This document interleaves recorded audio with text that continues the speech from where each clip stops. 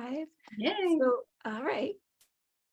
Welcome, everyone. I am Paula James at Art of Moving Well, and I'm very happy to be here today with Vanessa Nixon, naturopath, author, belly dance instructor.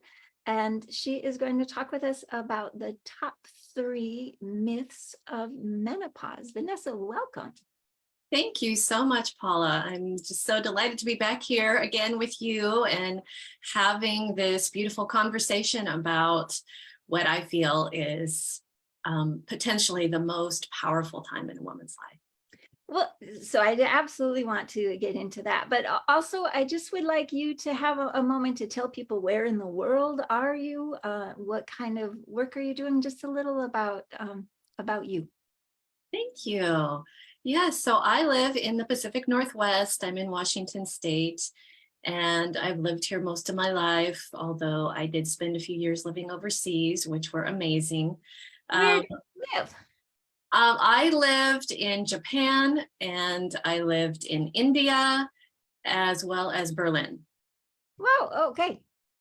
Yes, and they were incredible adventures that I wanted my children to have as they were growing up, to live in different cultures, and it was just such an incredibly rich experience for all of us. But getting back to what I do, I am a traditional naturopath, as you mentioned, and I really love working with women. So let's just go back there, because there are lots of different flavors of licensed medical professionals. So for people who don't know, can you just tell us a little bit about what is covered in the training, in the skill set, and the services offered by a naturopath? Yes. So there are different kinds of naturopaths. Most people don't know this. There are naturopathic physicians, and then there are traditional naturopaths.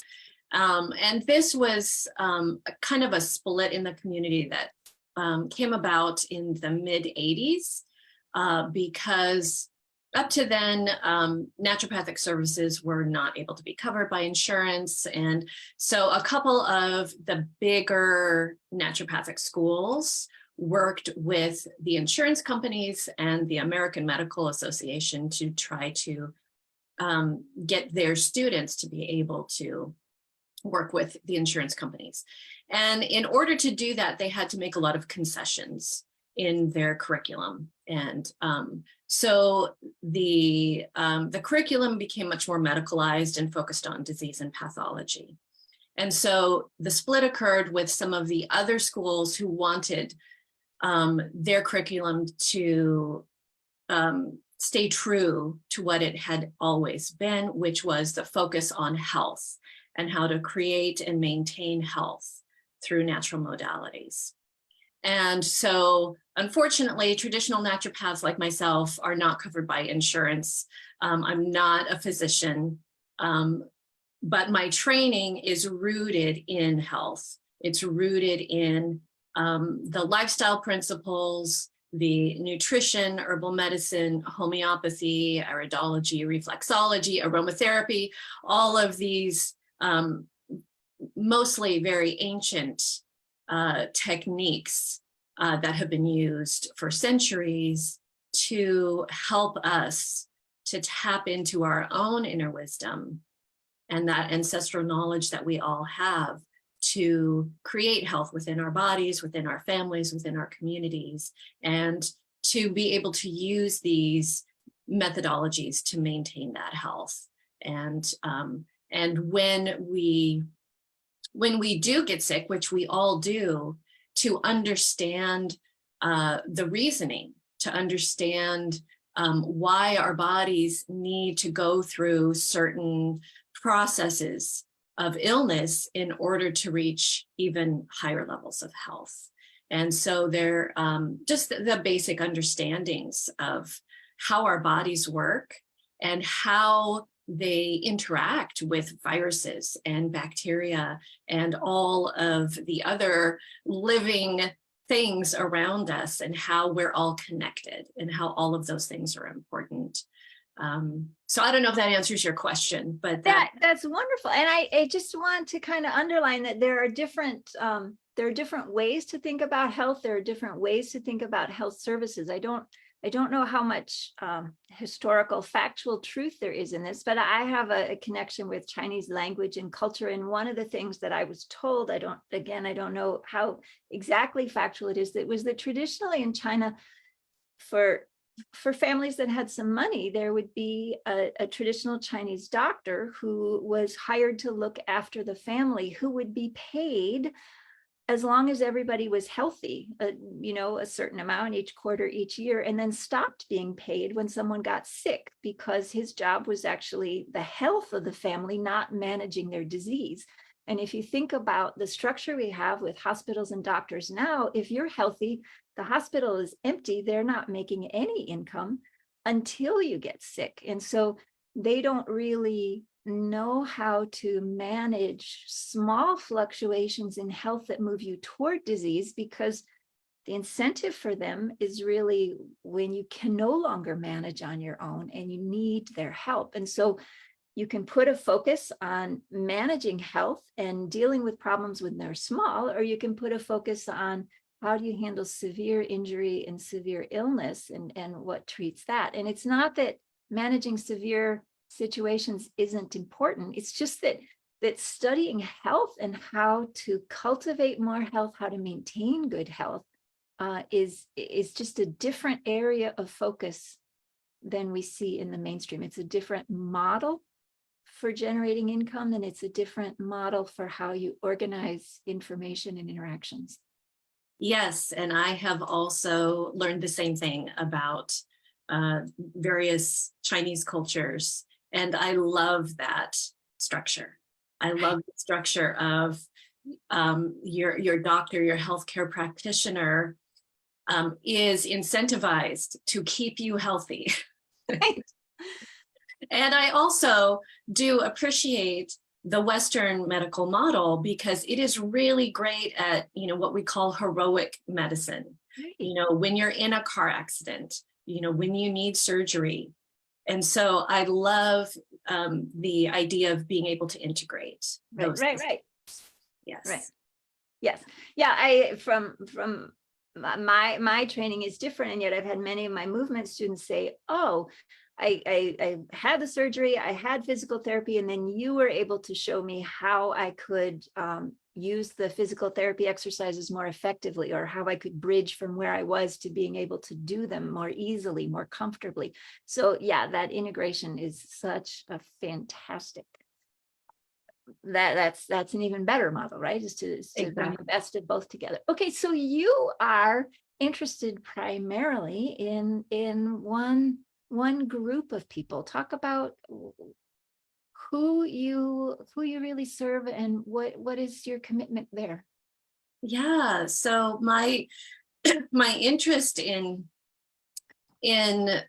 natural medicine and promoting healthy lifestyles has evolved as I've grown and as my life has changed. And, while my children were little, it was a focus on family and how to raise children naturally through natural medicine. And then as I moved through perimenopause and menopause into postmenopause now, and saw the vast amounts of support that I needed, even though I had 3 decades of being able to work on my own health and really elevate it to very high levels. It was still very challenging. It is truly an initiation. and I went through some really, really difficult things in all areas of my life. And what I learned, what I realized through this transition, through this, what I call metamorphosis, because it really is like the metamorphosis of a butterfly, of, the caterpillar going along, doing its thing. It's like, yeah, I got this. I know what I need to do. I'm just chomping leaves. And then suddenly things start changing. And it's like, no, I need to make a chrysalis. Why? I don't know. I just have to. And then the basically their entire body turning into goo and then reforming into something so exquisitely beautiful. And you can imagine, the fear that might, if the caterpillar knew what it had to go through to get to the butterfly, the fear of, oh my gosh, everything's breaking down, everything's changing. My whole body has just turned into a pile of goo. And I think that's just a really appropriate metaphor for how it feels sometimes as we go through this transition. And so what I learned is that I and other women really need support. And we really need to be fully resourced, to have the tools, to have the techniques, to have that knowledge and that inner, that connection to your inner wisdom, that connection to your intuition, so that you can confidently step into that chrysalis, knowing that what's going to come out on the other side is better than you could ever imagine. And that's encouraging to hear. It is. It really is. And because I'm in that perimenopause window right now, and I absolutely, I love that caterpillar chrysalis butterfly analogy, because it's like, well, the old rules don't apply anymore. And so I've had some perhaps well-meaning men say, well, you just need to diet and exercise and the weight will fall off. And I was like, well, that might have been true in my 20s, and the rules are different now. This is a different game.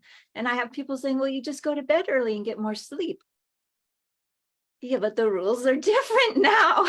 Like I've heard this analogy too in some other ways. It's like, oh, but my video game is set to the hard mode. You might have yours on an easy mode and you can just do a lot of things, but some of those basic functions aren't so easy for me right now. Right. And you're right. The rules no longer apply. Yeah. And there are new rules, or, maybe there aren't rules. Maybe there's just some new ways of being that we need to allow ourselves. We need to allow ourselves that grace to get to know this new body that's forming, and this new life, this new chapter of our lives that we're transitioning into. And I just want to underline this a little bit, because I found that very helpful. You and I had a conversation just one-on-one before we did any of these conversations for other people to listen into. And we were having a conversation about intense exercise, getting the heart rate up, the steps, the da-da-da-da-da. And you said, yeah, well, that's good for some people. However, and I don't want to put words in your mouth or misremember, but could you just talk about what can be some of the effects of intense workouts for women who are in that perimenopause, menopause window? Absolutely. Yes. And this is one of the things that we are not told, that we don't know. And one of the things that I was speaking to when I said we really need to resource ourselves and get the support so that we have some of these tools. And one of them is around movement. As our bodies change, our requirements for movement change. When we're in our 20s and 30s, that intensity of workout, getting our heart rate up, doing the aerobic exercise, running, and doing marathons, and, all of this really intense physical exercise can be wonderful for many of us. As we move into perimenopause and menopause and postmenopause, and as our bodies are changing, as our hormones are changing, our requirements for movement change. And for the vast majority of us, continuing with the intensity of exercise, or even elevating it, as many of us do when we realize, oh, this isn't working for me anymore. I should try harder. I need to work even harder and longer. And what we find when we do that is that it doesn't help us drop the weight. In fact, sometimes we end up gaining even more weight the more intensely we exercise. And then on top of it, we end up being fatigued. We end up not being able to sleep. We end up feeling wired. And we end up experiencing maybe some brain fog or some memory loss and all of these other symptoms on top of the metabolic issues that we were trying to address in the first place. But that just was so clear when we had that conversation initially, was that no, working out at that level of intensity in this window of life can actually increase stress hormones, can increase stress response. It can add to the trouble. It's not. And that's the reason. That's the reason why we can end up with all of these extra symptoms on top of the weight gain, or whatever was that reason that we were wanting to work out even harder. The stress that the intensity of those kinds of workouts puts on our body throws our hormonal system out of whack. When we increase stress, we get elevated cortisol levels. Cortisol is a master hormone that manages the minor hormones like estrogen and progesterone and testosterone and even thyroid. And so when that master hormone is elevated, all of the other hormones become unbalanced. And that's when we see these fluctuations of hormones. That's when we find out, oh, we have hormone imbalance. And then we start trying to micromanage the estrogen and the progesterone without realizing that if we don't actually address the master hormone of cortisol, it doesn't matter what we do on this lower minor level. It's just going to go out of whack again. So we really, really need to lean back into, okay, what is going to relieve stress for me at this time of my life? And again, that may be different than it was at earlier times. Right. What's going to allow my body to relax? What is going to allow my body to open and be accepting to these changes? And so really, that connection with our intuition is another really important thing here. Lowering stress and then connecting to the messages that are coming through our body. So that's also, I'm just thinking again about that analogy. If you're going to go from a caterpillar with many feet that work and you can move around on your own, and then you're going to turn into goo, there's a process there that is messy and will not have you feeling successful or necessarily graceful or accomplished when you're in the middle, in that messy middle place, but can take you somewhere wonderful. So there's so many different ways we can go into now, but I'd be interested at this point just to ask you to talk a little bit about how you see menopause as an initiation. Yes. Well, in a lot of our more indigenous or ancient cultures, there were traditions around initiations. Those cultures really understood that there are different phases of life, and that marking those phases of life and acknowledging them is an important part of being able to navigate them in really healthy ways. And also understanding that it's not always easy. And that's okay, because we can do hard things. We can turn into the goo and then also become the butterfly. And that's just part of it. I think we all would love to get to a place where everything's perfect. Our job's perfect, our relationship's perfect, our health is perfect. And then have it stay like that. Yeah, it's a destination. Time. It's like, I'm going to get there. And then, that's the destination. And then, we've all heard, that it's not the destination, it's the journey that's important. Well, but I think also as a literature major, there is no interesting story where everything's perfect and easy the whole time, right? Like you would not buy a book where nothing happens, everything's fine. And you would not buy a ticket to a movie where they didn't have to overcome some kind of challenge. Right. And so there's in an interesting life, in a worthwhile life, if you have some kind of mission or purpose about you, you're going to face things that are challenging and don't always look like the after picture. Because when you say happily ever after, first of all, that's a lie. They just went on to the next adventure, really. But, that's where the book ends. Nobody's interested in that. The thing that's interesting in a story arc is that, well, who are you becoming and how are you meeting these challenges? It's not, do you look perfect or have you achieved any particular level of success, but who are you? Who are you becoming? How are you showing up when the situations in your life are difficult? Yes. And just as you said, a story, a book or a movie wouldn't be interesting if there were no challenges. Our lives would not be interesting as much as we would like to think so. And it's not that we can't learn from very pleasant, wonderful experiences, but I think the learning and the growth and the evolution that occurs from navigating the challenges, from navigating adversity, can be so much more powerful for us. And I'm not meaning to champion troubles, like go out and find some extra ones. I think life gives a fair share to everybody.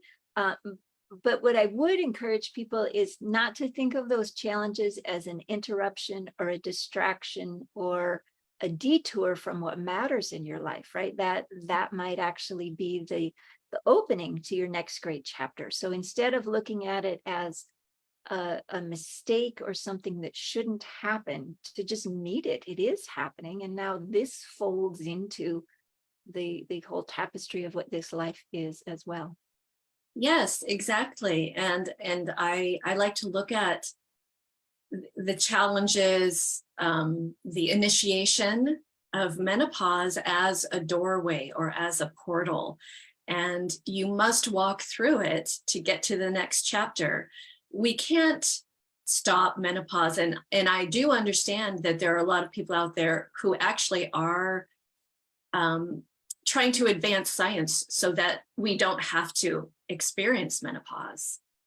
And personally, I feel like menopause is a natural part of a woman's life. It's a life phase that I would not want to hold off. I would not want to not go through it, because going back to more indigenous cultures, there are some cultures that believe a woman does not receive the full potency of her power and her magic and her unique gifts until she crosses that threshold into postmenopause. And when she stops bleeding, she retains all of her magic, and she is so much more powerful, and she holds her wisdom in a way that a premenopausal woman is not yet able to. So I believe there are so many gifts of this phase of life. And there are many cultures that truly look forward to it. Women look forward to that initiation of menopause because they know the power that lies there.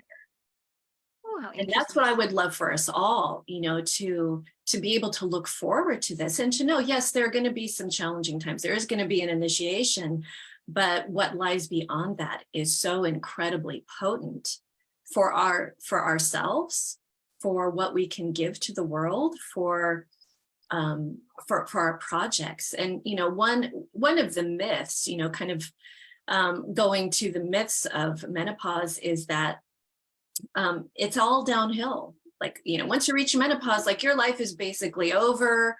You're no longer wanted or needed in the career world. You've done your job of perhaps bringing children into the world. That's over now. And, it's just a decline into old age after this. And one thing that I think is incredibly important to understand is that as women, we have this magical ability to bring new life into the world during our childbearing years, whether we choose to have children or not. We have that creative possibility in our womb space that we hold as women. When we transition out of the childbearing phase of life, we still have that creative energy in our womb space, whether we have a physical womb anymore or not. That is the energetic place of creativity and of birthing things into the world. And so as postmenopausal women, we can utilize that creative life force energy to birth creative projects, to birth new businesses, to birth communities, to birth whatever our passion, whatever our dreams for our life, our big dreams, our big vision. We now have that capacity to focus on what we want. We focused on our kids, we focused on, maybe careers or businesses are working for somebody else in previous life phases, but now it's about us. It's about what we want to birth into the world. And that, I think, is as big a change as any of the others. I have taught movement classes for a long time, and many of the participants are older women.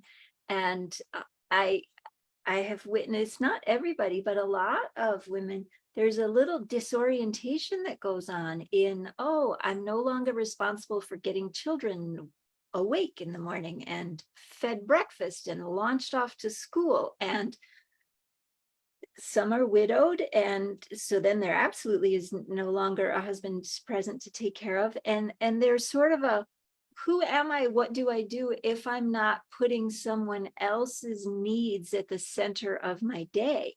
And for some of them, it takes a little while to come around to refocusing that, like, where do I put my time and energy, and in what ways do I still matter if I am not doing important things for someone else? So that's a whole, in addition to the physical changes, that's a whole transition too in stage. Absolutely.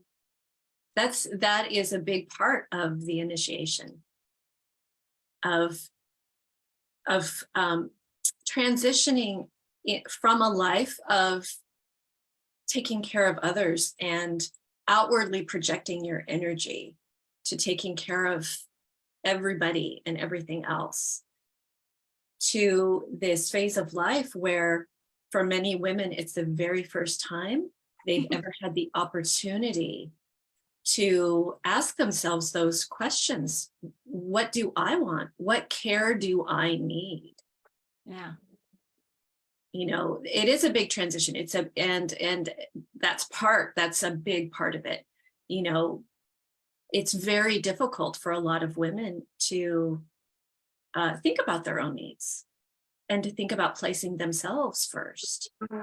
And so this is a huge opportunity to do some really deep work around that, around deeply caring for themselves so that they can bring into the world what they want. I think it's a really potent time for women to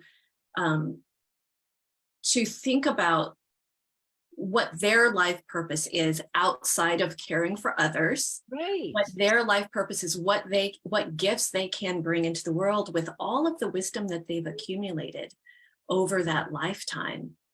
Now, how can they, birth these new gifts into the world through deeply caring for themselves, through deeply getting in touch with their own intuition and their own wisdom.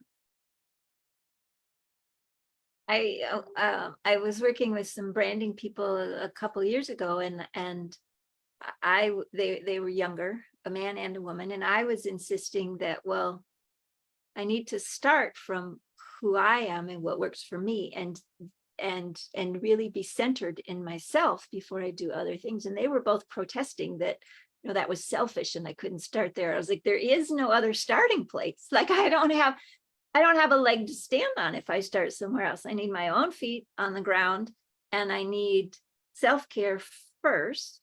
And then I can look at how I might be relevant in the life of somebody else. But I can't start with someone else at the center of my life and attention. And I don't have my own connection to the ground. I don't have my own connection to myself. What do I have to offer? Exactly. And I so respect you for having that understanding. And we all hear about filling our own cup first. We all hear about putting your oxygen mask on before you put it on your child or somebody else. But I think it goes even further than that. When you think about the metaphor of filling your own cup, that's wonderful. Your cup is full, but if you pour out of it, it becomes empty again. So I like to have the visual of having a constant stream coming into your own cup so that you never pour out of it. It's just the overflow that fills the needs of those around you. But your own cup never gets poured out. It never gets emptied. And I need to get disturbed. It's just no, it's you're always pouring into your own cup. Nice. And the overflow is how you meet the needs of others. And okay, sorry, go ahead and finish your I was going to say, and I recently relearned that lesson as I have been really spending an enormous amount of time getting my adult children off on their own paths, and many of these things occurring all at once. And I ended up coming down with shingles, as you know, because we've had this conversation, which is one of those very stealthy viruses that after you've had the chicken pox, the virus lays dormant in your nervous system and it hides. And so for me, the energetic meaning of shingles is like, what is there deep inside you that's hiding that you need to look at? Right. Or that you're maybe not wanting to look at. And so through this experience of, really navigating a very stressful time of, deeply and extensively caring for other people, it was brought up to me that, okay, you need to care for yourself even more deeply during these times of intense stress and high output of energy toward other people. Like, this is the time you need to be taking care of yourself first. So it was a really great reminder to me that even though I'm all about self-care, that's one of the things that I focus on in the core of my work with women, is creating these rituals of self-care to keep your cup, full at all times. And this reminded me that, you know what, you need to take that even higher. You need to elevate those levels, especially when your levels of stress are elevated. Can you talk to us a little bit about rituals? What role does ritual play, and maybe some examples of rituals that work for you? Absolutely. Well, a lot of times in the healthcare world, we talk about habits and creating great habits.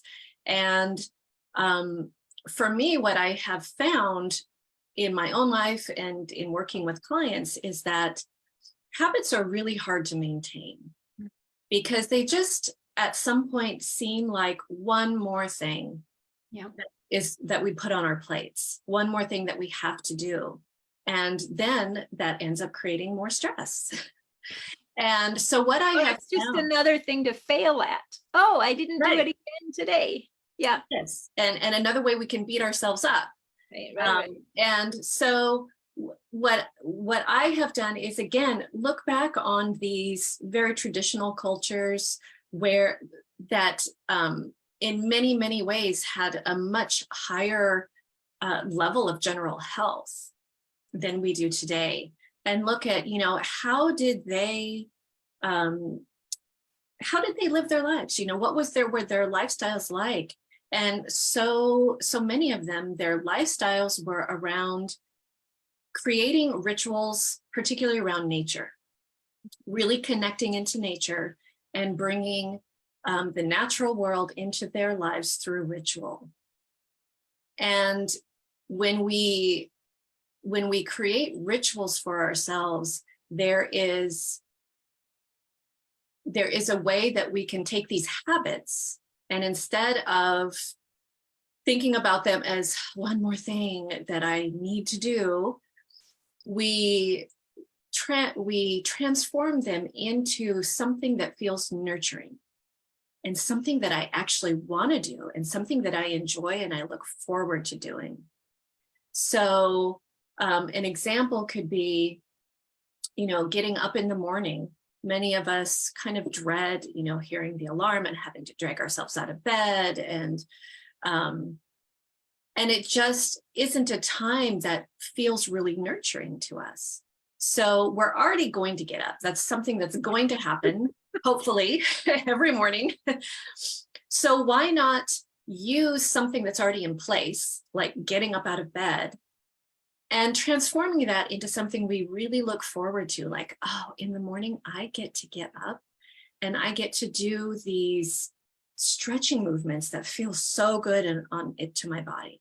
Or I get to get up and I get to go to my altar and light a candle and pull a card. And I love pulling cards out of the Oracle deck, or, whatever it is that feels really nurturing and you really enjoy.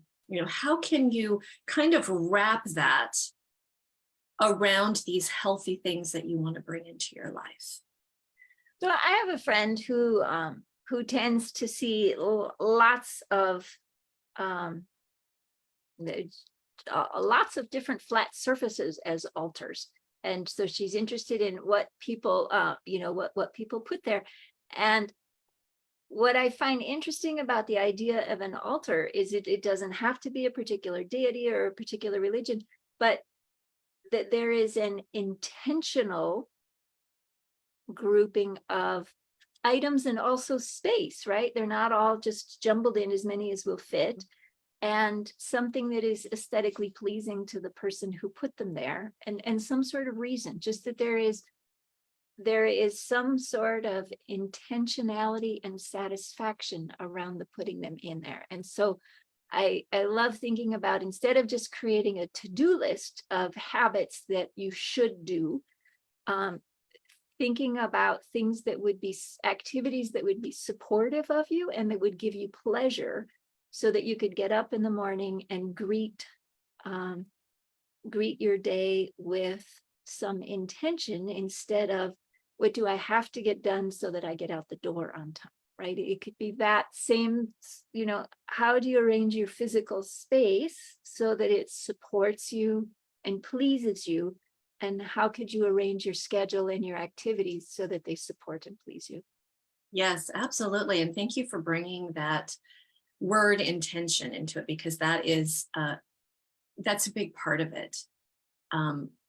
All of it, life in general, bringing intention into everything that you do creates sacred space.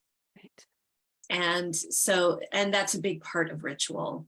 Well, and I think too, then the intention also brings in some empowerment, because I'm the one who chose this, not just this happened to me, or I have to do it, or I'm stuck with it, but no, I chose. And because I am choosing now to do it, then I'm the one who's choosing, I'm the one who's doing what I'm choosing. And I think there is something kind of self-affirming and invigorating just in the well, I am a being who makes choices in my life and who implements my choices. Absolutely. And yes, that's being intentional in small ways can help you gain confidence in that, as being your identity. Absolutely. Absolutely. It brings empowerment, it brings confidence. And then it also brings this other piece that I had mentioned earlier about tapping into intuition. Because once you are feeling more empowered around what you choose to do to become healthier, and once you become more confident, you are able to tap into your inner wisdom more easily. And then your choices are informed even more so by your intuition and by your inner wisdom. And so that it creates this feedback loop of, yes, actually, I do know, I do have the resources. I do have the support. I know what I need to do to become healthier.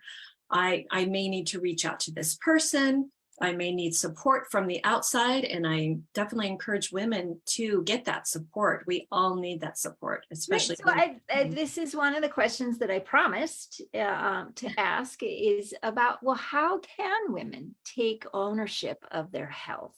And so, because it matters so much, right? You might be having this wonderful transition and there's this great chapter opening for you. But if you can't sleep, if your body aches, if you're distracted by hot flashes and brain fog, you're not as present to this life that you could be intentional about. You're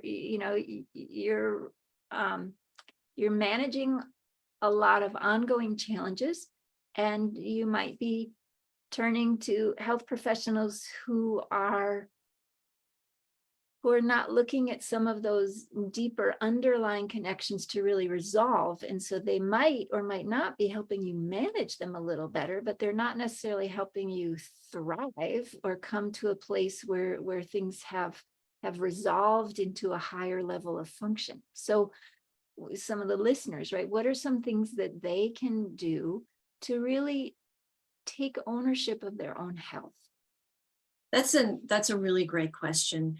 And thank you for asking that, because that's something that's really important to me. It's one of the core foundations of my work is to help empower women to do that, to take ownership of their own health. And especially at this time of life, I think it is key. It's key to going from that pile of goo into the butterfly. Something that can fly. Yes. And yes, it's a great question. Well, how do I do that when I have all of these things and my body's changing and I don't know what it needs anymore? The old things aren't working and the old rules don't apply. And I want to go back to when I was describing my journey and what I realized. And this was the key turnaround for me, when I kind of felt myself nose diving and there were just, everything seemed to be falling apart in my life. I was able to remember that, number one, I had tools. I had a lot of tools and I was not using them. And number two, I remembered I had support. I had intentionally cultivated this beautiful network of women who were friends, who were colleagues, who were healers in their own right, who were family, who were there. And I wasn't using that support either. I wasn't utilizing it. I was trying to manage everything on my own, as we do as women. We try to do all the things, right? And so I think just the first step is to reach out for support, reach out to your network, whether that's a healthcare professional, whether it's a friend, whether it's a colleague, whether it's a family member. Allow yourself that grace to just kind of lean back into the support that you have. Well, and even just to create connection that's not about you helping somebody, but about you being seen and seeing someone else and creating a shared space so that there's connection. Absolutely. And if you feel like you don't have support, as you said, reach out. Right. Because as women, especially, we are really good at relationships with other people. Right. We're really good at cultivating community. So utilize whatever support is there for you.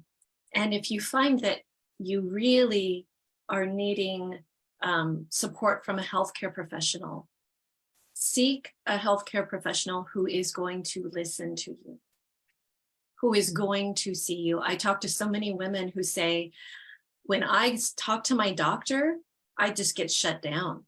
Either they say it's all in my head, they look at my test results and say, no, you're fine. Right. So it's just all in your head. Or they say immediately, well, you just need to be on HRT for the rest of your life. Just take medication. Or they say, well, you know what? It's just downhill from here. You're getting old. You just have to accept it.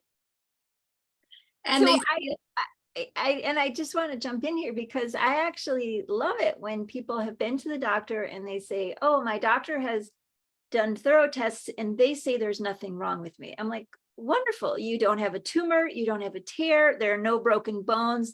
That means now I can really start in confidence that there's not something I don't have the diagnostic tools to find that needs addressing. So like, I like it when they go and get cleared. And then the trick is, don't stop at the doctor saying, well, because I couldn't find anything, there's nothing wrong. Well, it could be how you're moving. Well, it could be that you need some purpose in your life. Well, it could be that you need more connection, right? There could be lots of other ways to go. And it just means that they don't have the tools to help you. But the good news is, from their diagnostic standpoint, there's not damage to tissues. There's not a cancer tumor growing. Like, things are not so out of, like, it's a very hopeful place. If they can't find out what's wrong, well then somebody else from a different modality might be able to come in and do, like, then heroics aren't called for. You could actually use something more traditional and subtle. Yes, you're right. And that's a perfect place to be, because now we know, okay, that's you just don't stop the conversation there. Right. Seek out somebody who has other tools. Right. And there are so many other modalities. So speaking of other tools, you have very generously created a checklist. Can you tell us a little bit about the checklist? That there's a link for that in the notes for this conversation. Yes, absolutely. It is a free gift for anybody who would like it. And it's just a simple checklist of some things that anybody can do if they are experiencing symptoms like insomnia or hot flashes or brain fog. There are many, many natural tools and techniques and modalities that can address these kinds of symptoms very effectively. So it's just an easy way to say, hey, you're experiencing this, maybe you should try this. Maybe you could try this. Maybe you could try this. These are all things that are natural, that are easy to implement, and that are not going to interfere with anything else you might be doing. Okay. Yes. So they're good places to start when you are, looking for information. You're having hot flashes. You're like, what can I do to reduce this on my own? That's easy, that's simple, that might provide some relief. So it's just a simple list of those kinds of natural tools.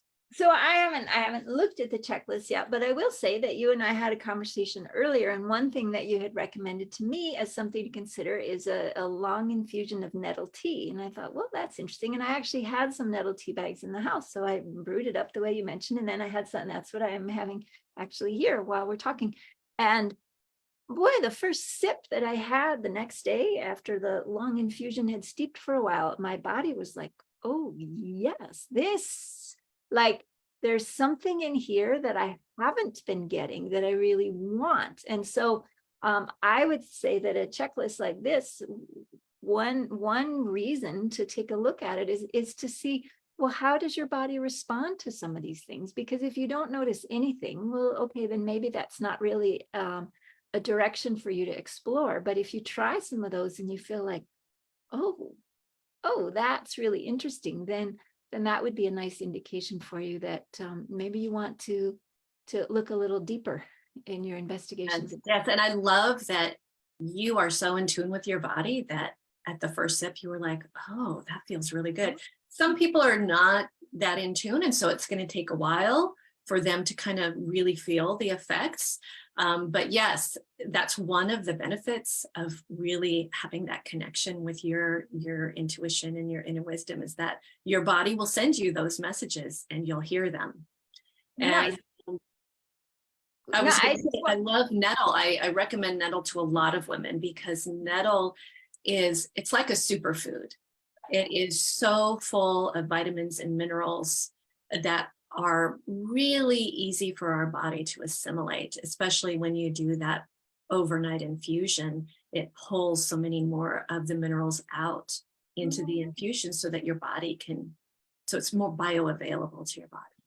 so I want to make sure that we have truth in advertising. So I said in the title that we would talk about top 3 myths of menopause. So let's make sure that we just articulate them very clearly so that we don't have people going away saying, well, they talked a lot, but they didn't actually tell us what the myths are. So what would you say is the top myth? Yes. Okay. So the one that we already talked about was what I usually call the third myth, and that was about that everything is downhill, and actually, as we mentioned several times, it could actually be the most powerful and potent phase of our life when we step into it with intention and with support.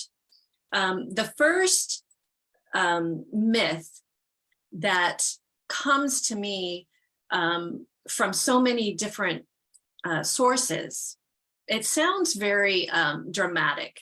But it's that menopause equals death. And I say it in that intense way because a couple of generations ago, 200 years ago in the US, the average lifespan of a woman was 34 years old. So the majority of women were not making it to menopause for a variety of reasons. But even 100 years ago, the average lifespan of a woman in the US was around 50 or 53. So if you did make it to menopause, you had lived to old age. Right. You know, you had lived a good long life. And so our collective consciousness remembers these things. Right. And because our society, our culture is still very youth oriented, it's kind of thrown in our face a lot in our culture. We're conditioned to think about menopause as like that nearing death, you know, or there's some kind of feeling in our body that, you know, it's a remembrance of our mortality. So, I mean, in one way, there is a death, right? Because there's a change from one state to another. But yes, there's also, like, I know I have a relative who was very apprehensive about retiring because he had the idea that he would retire and then die. And when life expectancy was only to about 66, 67, and retirement age it was at 65, then yeah, there was that association, but it wasn't that retirement caused that. It's that retirement was timed so that there wouldn't be a lot of retirement payments that had to go out. And so the possibility of living long enough to thrive. I mean, that's what I find exciting, is that it's almost like a new possible chapter in history, right? Because with life expectancy so much longer now, well, there could be several decades after menopause in which to invent, yes, a chapter for yourself. Absolutely. And in fact, many women are living more years and even more decades after menopause than before. Than before. Oh, how interesting. Okay. So really, there's a big shift in mindset that needs to occur around menopause. So one myth is decline. One myth is that it's connected with death. Yes. And I also, just before we move on to the last one, I just want to speak to what you mentioned about there is a death involved in menopause. It is the death of the childbearing phase of life. And I think it's important to acknowledge that. And it's important to grieve that if we need to. That's part of the initiation. is being intentional, acknowledging what is happening, but then also moving from that into the next phase with joy, with celebration. And going back to the Chinese culture, in traditional Chinese medicine, they refer to menopause as the second spring. Oh, interesting. So it's a phase of renewal. It's a phase of new life. And as we connect that back to the nature cycles, it's a rebirth into a new life, a new year, a new phase of joyful celebration. So that's how I love to reframe that particular myth is, yes, there is death involved, but it's the cycle of life that brings this new renewal of our second spring as women. And so the last of these three myths is that menopause is a disease. Mm. And this is not so much a myth because our medical system has actually named menopause as a disease. It's listed as a disease of deficiency.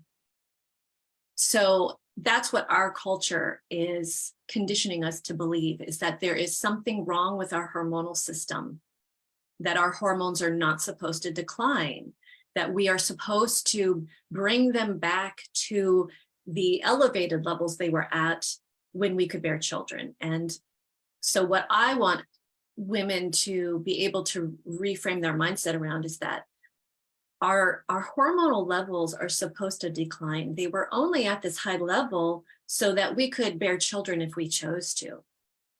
They weren't at those levels when we were children, and they are not supposed to be at those levels after menopause. They were supposed to be there for that chunk of time when we were in the childbearing phase.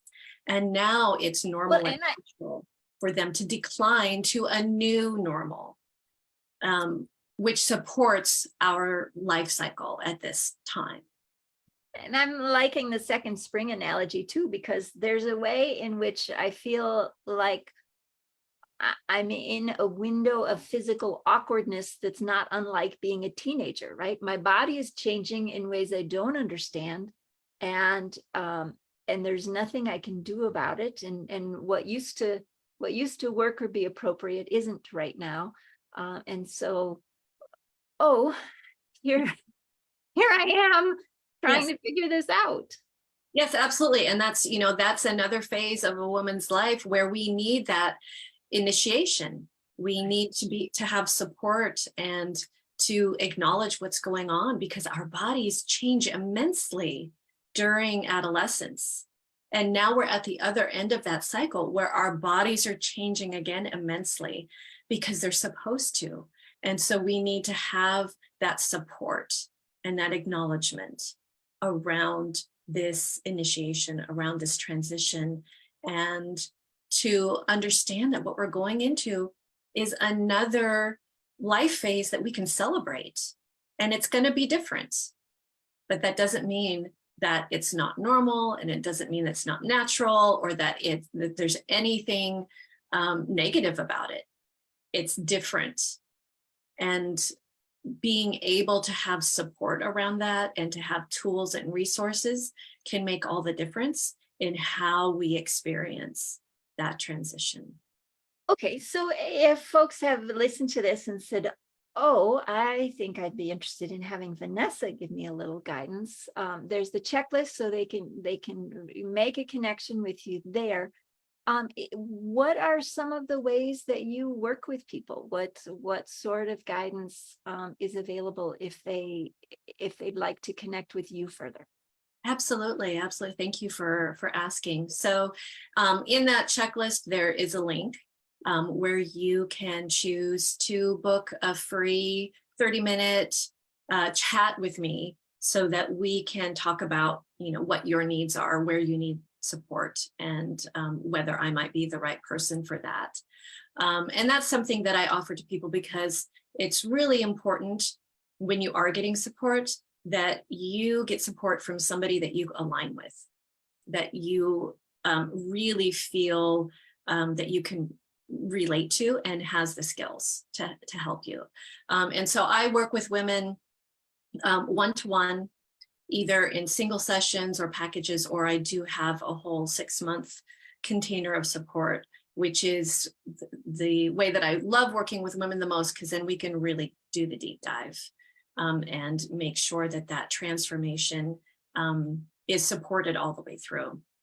I also, as a belly dance instructor, have a membership where I teach belly dance classes, because belly dance was created for a woman's body to help her through the changes and transitions she goes through. And so I love being able to provide that as a way to support women through this transition. I also am the founder and formulator of a natural makeup company, because one of the things that can keep our body from being as healthy as possible through these transitions is all of the toxins and endocrine disruptors that come through our skin. And so I developed a line of all natural mineral makeup so that women have healthy choices. Fantastic. Okay, so the first good step would be to sign up for the checklist, and that will give them a little bit of information, and it will get them ways to connect and be in touch with you. Yes. And then that half-hour conversation would be a great use of everybody's time, just to be seen, be heard, make a connection, and see if it's a good fit for moving forward. Exactly.